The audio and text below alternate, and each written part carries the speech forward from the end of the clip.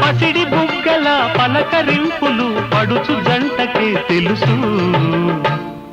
ఇది చెరగని ప్రేమకు శ్రీకారం, ఇది మమతల మేడకు ప్రాకారం. పండిన కలలకు శ్రీరస్తు, పసుపు కుంకుమకు శుభమస్తు. కనివిని ఎరుగని అనురాగానికి కలకాలం వైభోగమస్తు. కలకాలం వైభోగమస్తు.